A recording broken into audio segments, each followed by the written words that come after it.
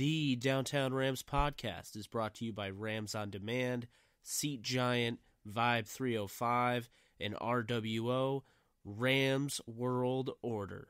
Now enjoy the show. Down the middle, to the end zone, caught by Brandon Cooks. Shoot your arrows. It's Pitts. Nickel Roby Coleman. End zone caught, touchdown, Tyler Higbee. Cooper Kupp plucks it out of the air and gives the Rams the lead. LaMarcus Joyner returns to the lineup with an interception in London. 35-30. Robert Wood, first down 20. 10-5. Touchdown. LA. No, it's Goff who keeps it. And Goff goes crashing into the end zone. Aaron Donald almost beat the football there and comes away with his third sack of the afternoon. Met immediately and sacked. Corey Littleton, have yourself a day. And he gets gobbled up. Savage has to eat it as Michael Brockers picks up the sack. He's decked by Ebu Tom. Picked off. Marcus Peters strutting his stuff. Mark Barron the last 4 weeks has been a Pro Bowler. Oh, it's picked off on the play by John Johnson. After the throw, and we mentioned that is his 8th completed pass in his career. Cousins sacked. Ndamukong Suh.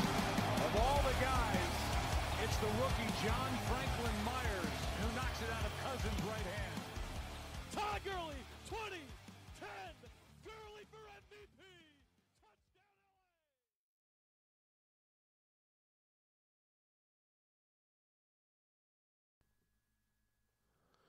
Welcome back, guys, to another Downtown Rams podcast. This is episode 180. I'm your host, Jake Ellenbogen. Joining me will be Alexis Kraft, and this is another Downtown Rams draft season episode. We have two guests on today. We have a guy that you definitely need to know. He's a offensive tackle coming from San Diego State. He played in the East-West Shrine Game as well as competed in the Combine. That is Ryan Pope.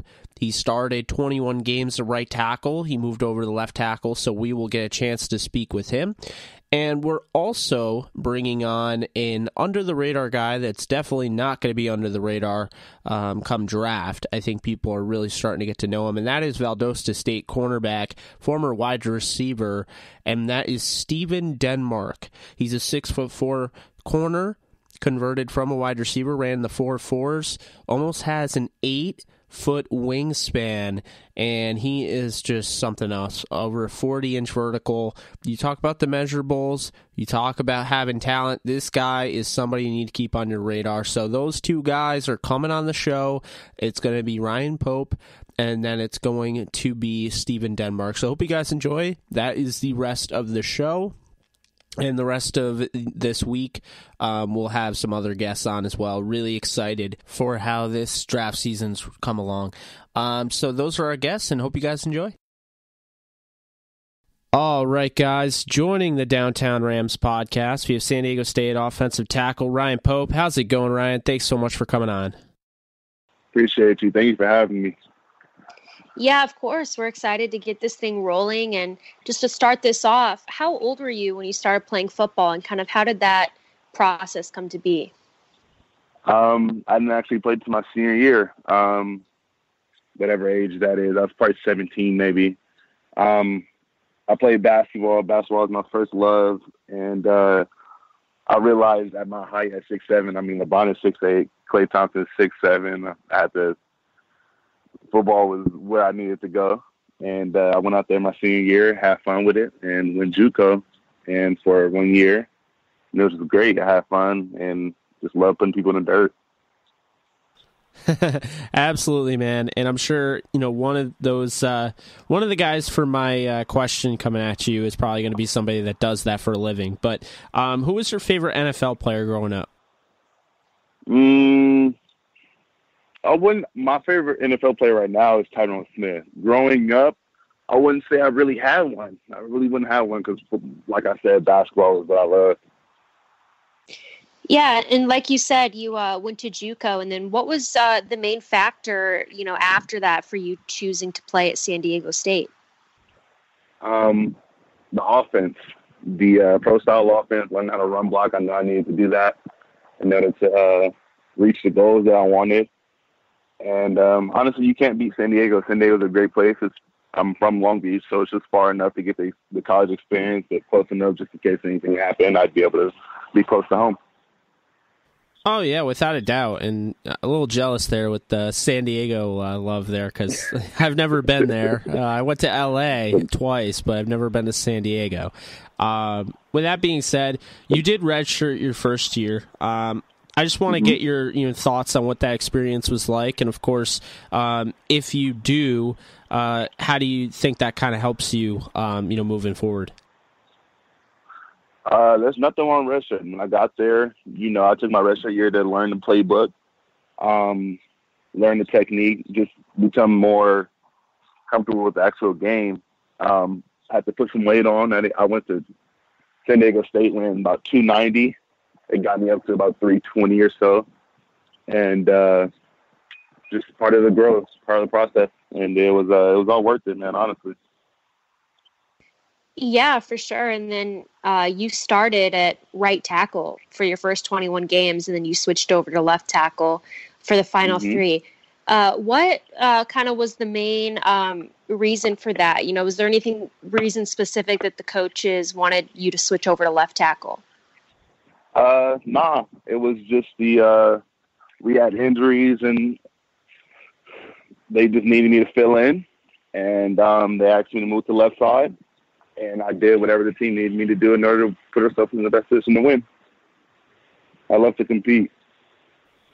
Yeah, honestly, I think that move was really good for you. Kind of shows that versatility on film to be able to play right tackle and left tackle. But, I want to ask you, what position did you like more? I know you played one spot, for 21, straight games, and then you go to this spot for the final three. Which one did you like more? I'm more natural at left tackle, so I'm going to have to say left side is my great side right there. Love it. That's awesome. And, is there a favorite game or play or overall memory from your time at San Diego State that you have? My favorite game would be the Arizona State game. It was just a different mode. That game was really fun, and the defensive line challenged us, and then I stepped up to the plate. But overall memories of San Diego is my teammates, man. My teammates are great, and I'm just glad I ended up going there, and I just wouldn't trade it for the world. Yeah, no, I get that vibe out of you. You seem like you really are content with the school you chose, and obviously, again, being in San Diego, I'm sure that's probably something else. But you can't beat it. 75 degrees all the time. Oh my God, just making me jealous. I'm in upstate New York, so it's not exactly the nicest here. I think it's a whopping 30 degrees. But with that being said, I mean, you played in the FBS, so you played against some top-notch competition, and San Diego State goes up against, some legit schools. So I want to ask you, who was the toughest player you went up against in college? There were some good players. Boise had a defensive end, Weaver, number 99. But ASU's defensive line overall was probably the best players that I've gone against. Rennell, he played nose there, and their defensive end from ASU was pretty good too. So their whole defensive line as a collective was really good. Yeah, for sure. Rennell came on our show as well, and he certainly, I agree, is probably a tough guy to go up against. But Big Ren. Yeah, for sure. And you had the opportunity to play at the Shrine game. So if you could just tell us a little bit about what that was like and how that experience was, and maybe your most favorite moment from that. The Shrine game was fun. It was a great experience. It gave me the chance to, just see other talent around the college football world. And it was a great experience, meeting new people and learning a playbook, learning a abbreviated, NFL playbook. My coach there was great. It was just a great experience overall, coming in contact with all the teams. There was a lot of great guys up there. I just had a lot of fun with the whole experience. It was my first time to Florida, so yeah, I wouldn't trade it. Oh, yeah, of course. It seems like, an awesome time, and obviously, it is really a business trip for you, but there is a lot of cool things that happen, including the Shriners Hospital. Did you go to the Shriners Hospital, and if you did, how was that whole thing like? I had a blast there. The kids were great. I have so many videos from there. They actually did this magic show. It was two guys that put on a magic show, and I actually ended up participating in it. They had me like mesmerized. I was sitting in the very front row like a little kid. I stood up like multiple, like many of their acts. It was awesome. Great. It was great. Those kids brought me life, most definitely. That's awesome. And who was you went up? We kind of talked about this during your college career, but at the Combine, who was the toughest guy you went up against there? The Combine or the All-Star game? The Shrine game. The Shrine game. Wife. He was actually on our team, so in practice, he's the nose from Kansas. He was actually really good. He had a motor. Yeah, he has a motor, and he's good. He's good. He was probably the best defensive lineman I went up against. Yeah, just you're like naming off friends of the show. Rennell Wren, Daniel Wise, that's awesome. It's cool. We like to get everyone's take, when they're at an all-star game, because it kind of gets your idea of what people are thinking when they're there. I mean, you noticed he was really tearing it up. We've had guys come on here and be like, yeah, that guy with the orange helmet on, he was pretty good. It's like, I don't know. It was so fast. Couldn't even tell who it was. But no, I think it's definitely cool. Glad that you mentioned him. But then, as Alexis mentioned, I mean, you did end up going to the Combine. I'm sure that was kind of a little, crazy. What was that overall feeling like? It was just a mental test. The whole trip is all mental. But it was a great experience overall. Came in contact with a lot of the teams, GMs, like the guys that are higher up that I wouldn't talk to at the Shrine game. And it was just fun being able to compete just with the top talent, around the nation. And it's gratifying. It was fun. It was fun just being able to feed off everybody, and we're all chasing the dream, so it's just great being around them. Absolutely. And, then you had your pro day. How did that go? Chill pro day. I had a blast at pro day. My family was all out there. My agent, all my uncles, little brother, little sister, everybody was out there. It was a blast. I had a blast. Yeah, no, that's awesome. I did see, you had a great pro day, as well as your teammate, whose name escapes me, the tight end that is buzzing now. Yes, yeah, him. But no, that's awesome. So I kind of want to gear towards the NFL. We always ask kind of some fun questions, based on positions of people we're interviewing. In your case, you're an offensive lineman, so we want to ask you who you'd most want to stonewall at the next level. That's interesting. I haven't really thought about that. I for sure want to see Von Miller. Von Miller's a great talent. I just want to use it as a measuring stick, see where you line up at. Jadeveon Clowney's a guy. That whole defensive front seven from the Texans is really good. J.J. Watt, everybody. I feel like those are the guys. Those would be the guys. Well, there's certainly good picks, because those are guys that, would definitely be an accomplishment to stonewall for sure. But we are our Rams podcast, and we ask everybody who comes on the show, have you met with the Los Angeles Rams yet or talked with them? I have. That's awesome. We certainly like to hear that for sure. And, I know, Jake feels the same as me, but we would love to see you end up a Ram. But no matter where you end up, we're going to remain fans for life. And we know that you'll have a great career in the NFL. And, to wrap this up, in your own words, who is Ryan Pope as a player and who is he as a person? On the field, just man growing. Got high ceilings. I want to be great. I'm still realizing my potential, just growing and just a strong, athletic, long body, ready to put the work in. Off the field, a loving dude, family man most definitely. And I just love to have fun. That's awesome, man. It's been a lot of fun talking with you. Really cool stuff there, and I'm glad that you're enjoying the San Diego weather, and hopefully you stay out west, following that NFL draft. But echoing what Alexis said, if you don't end up in Horns, we're definitely rooting for you. Best of luck, and let's stay in touch. I appreciate it. Thank you for having me on. All right, guys, joining us on the Downtown Rams podcast, we have Steven Denmark, Valdosta State, former wide receiver turned cornerback. How's it going, man? Thanks so much for giving us your time. It's going pretty good. Just having a great day.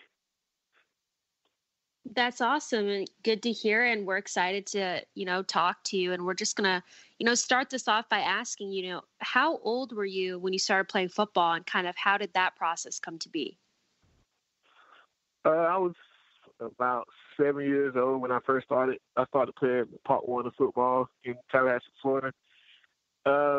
It came about, I'm the youngest of 4 boys, so I used to always watch my older brothers play. And I just wanted to be like them when I was growing up. So I eventually started playing. I actually started playing Pop Warner like 7 years old, and I couldn't play for the Pee Wee team because I was overweight. So I had to play with my oldest brother, my third oldest brother, and that's when it really kicked off from there. Yeah, that's awesome, man. I like that the way you said that. What would you say, growing up, like who would you say would be your favorite NFL player? Growing up, as a receiver, I looked up to Randy Moss. And then for DBs, for defensive backs, I looked up to I like the Deion Sanders, even though he was before my time. But Deion, and I'll say Antonio Cromartie because he's from Tallahassee. 2 great players, that's for sure. And, just so you obviously grew up playing, and then what made you decide to play your college career at Valdosta State? It was, I think, my junior year. I was going to Nike Spark Camp. But I had an offer from Western Kentucky, and then Bobby Petrino, that's when they went to Louisville, and that offer didn't stick because all the coaches went to Louisville. So I was down. I took a visit to Georgia Southern and UCF, but they was talking about a gray shirt, and then I didn't really want to sign a gray shirt. So I think like a week or 2 before pro day, my head coach Quentin Lewis, he told me not to sign. But I wanted to sign a pro day, so the last school that I talked to was Valdosta State. And then I was looking at it I looked at it as they was national championship contenders almost every year. They make it to the playoffs, they win. It's not too far from Tallahassee, but it's not too close. And then it's it's not a big school, but it's just a right enough people. So I looked at it like that. Yeah, I think really everyone obviously has to make their own decision and find, the fit. I think you found your fit there. With that being said, favorite game, play, or overall memory from college? Ooh. I'll say the favorite team every year was West Georgia because it's the big rival for the Peach Basket. So I remember freshman year, my redshirt, because I redshirted my first year, but the next redshirt freshman year, I remember like all the players, all the veteran players and coaches telling us like this big game, like all week they just hyped it up like. And as a freshman, you know, you're like, man, it's just another game. But when you actually like when we got into the atmosphere, I was like, okay, yeah, this is really college football atmosphere.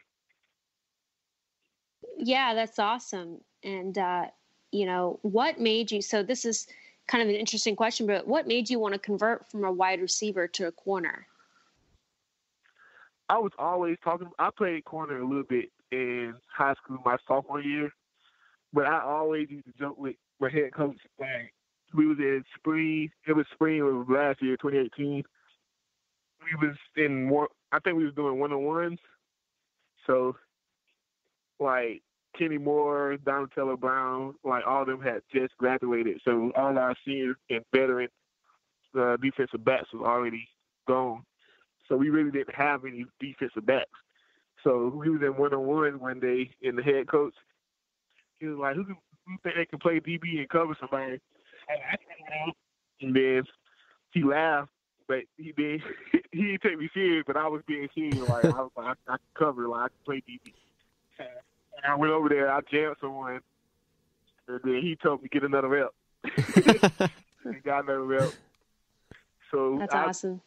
The whole spring, I was pretty much playing receiver and defensive back.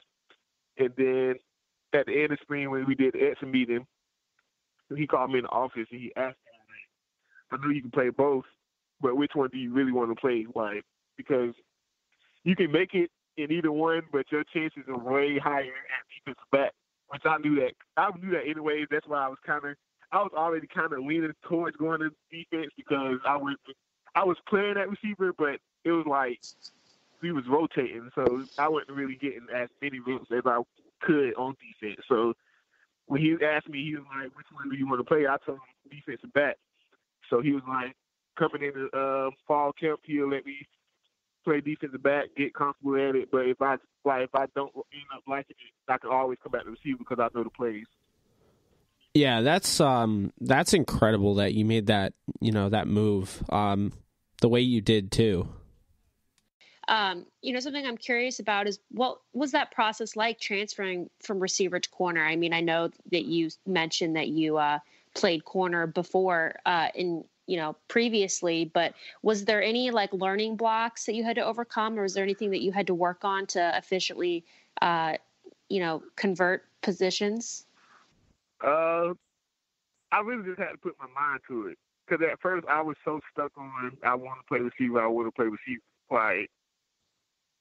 But then, like, when I worked on it, it was like, okay, like, I see myself getting comfortable at it. And the more I worked at it, I know the biggest thing I really had to get used to was when it's like after I jammed the receiver, when we started running, I used to act like the receiver. So I had to break that habit because I was so used to playing receiver. Like, once we got to running, I'd be looking at the receiver instead of my man and man-to-man coverage, like, stuff like that. But the small techniques, I say most of it was technique stuff that I needed to work on. Yeah, of course. And do you feel like, converted wide receivers have a special, advantage when they become cornerbacks? Most definitely, because I know for me, well, I'll say Richard Sherman, like those guys like that one. For me, it was easy. It wasn't easy, but it's like you kind of already got a feel of what the receiver about to do based on how he lined up. Like, if he lined up on top of the numbers, he probably about to. And then the release, like if he release inside, most likely he's probably going inside. So it's like little tendency you can kind of feel as like even when he released, you can kind of feel it out and see where he is. Yeah, and in college you played against a lot of really tough players, both on your team and people that you played against in games. Is there, in your opinion, who was the toughest player that you played against in college? Toughest player, I would probably have to say my teammates because they was like the short, quick receivers. Like receivers my size isn't like I can cover them, but the short, shifty ones, I'll say Kenny Benjamin, Leandre Gallimore, Bud Sides, like guys like that played. Like I win against them every day in practice, so I say they really helped me get better as far as playing the position. Yeah, those short, stocky, shifty guys can definitely be a pain, for bigger corners such as yourself. And you're definitely a bigger corner. And your pro day, I mean, it was just unbelievable, honestly. Steven, you really put yourself on the map there. I think you have a lot of people talking about you now. Can you, give us your thoughts on your overall pro day, how you felt you did, and just the overall experience? The overall experience, it was a good experience. I was thankful for the opportunity. Like, I went in, my mindset going into pro day was just go out there, give it y'all, whatever happens, happens. Like, I wasn't really nervous or nothing because it's like stuff we've been doing it our whole life. Like, so I went in there just basically like do what you can, like just do what you gotta do, and then have a good day. Like that's all it was really. Yeah, for sure. And what in your opinion is your biggest strength as a player? The biggest, I'd say athleticism. Like it's already, I think that's like a God-given ability because my mom, she ran track and my dad played basketball. So it was like, it's already in my genes. So I say athletic ability. Yeah, I would definitely say so too. Just for people that didn't get a chance to see your pro day, I saw you had a 43-inch vertical, and you had almost an 11-foot broad jump, which is just, I mean, it's like alien-like. But like your wingspan is almost 8 feet long. I mean, that's insane. Like, how do you use that? Like, I know, obviously you were using, your long-limbed body type to go up and pluck the ball out of the air, and you were using your physicality to, muscle receivers down maybe the boundary, try to, gain position, box defenders out. But now, you kind of have to transition to, you did it as a corner, obviously, and you have, but, how do you use that advantage? Because I feel like you have an advantage in college, but there aren't guys like that in the NFL. So, how big of an advantage do you feel like your size is going to be at the next level? Or do you kind of feel like it'll level itself out? Well, since it was my first year playing corner, like, I know I have work to do. So, like, I'll say I'm comfortable. I ain't going to say comfortable like that, but I'm thankful for the opportunities. And then, like, I just feel like the level, like the ceiling it's so much improvement that I can do. So I'm just open, just ready. Yeah, and this is kind of a fun question that we like to ask. But, who do you most want to pick off in the NFL? Most want to pick off? It's a tough one, I know, but if you could pick one guy.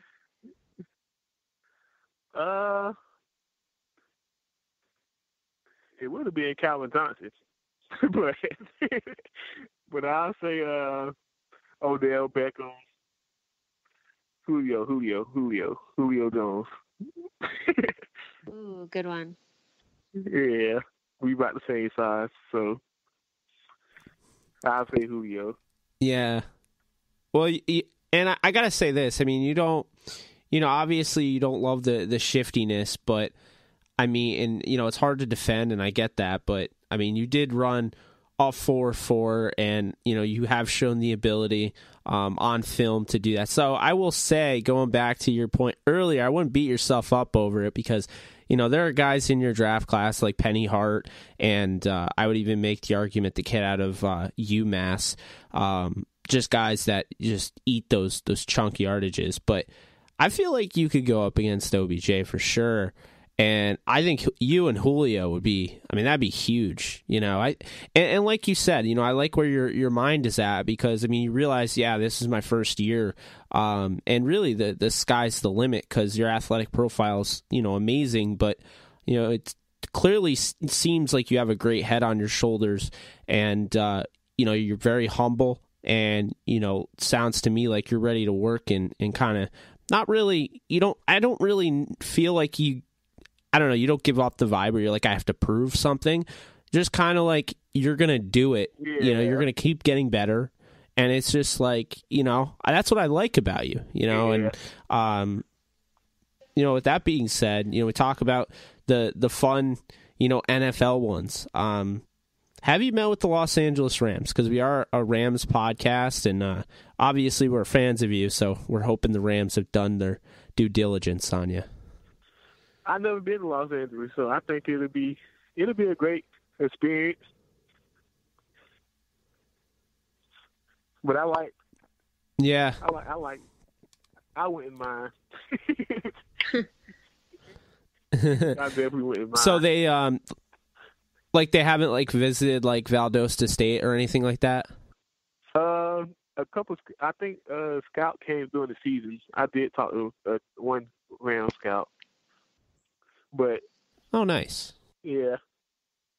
Yeah, we certainly like to hear that, that you've talked to someone from the Rams. But, of course, Jake and I will be fans of you no matter where you go, and are excited to see what you do with your career. But, to wrap it up, who is Steven Denmark, the player, and who is he as a person? As a person, I'll say humble, youngest of four boys. Very laid back, chill vibe. I like to have I like crack jokes when I get comfortable with people, but I just like having fun, being in my own zones. I don't really mess with anybody. But I got my degree in psychology, so I like to think a lot. So yeah. And then as a football player, I'm still laid back. I don't know. I'm not really the hype player, but I just go out there and do what I got to do, like he said. And very athletic and open and willing to play in the positions, do anything just to make the team better. Yeah, that's what we like to hear. And we get, I don't want to just speak for Alexis, but I'm pretty sure she's kind of feeling the same thing I am. It's really cool when, you could have a player on here that is, like you said, cracking jokes and laughing and stuff like that. And, you just seem like, obviously a good time, but you seem like a great dude, and, best of luck, man. Let's stay in touch, and, we appreciate you. We'll be rooting for you. Appreciate it. Thanks,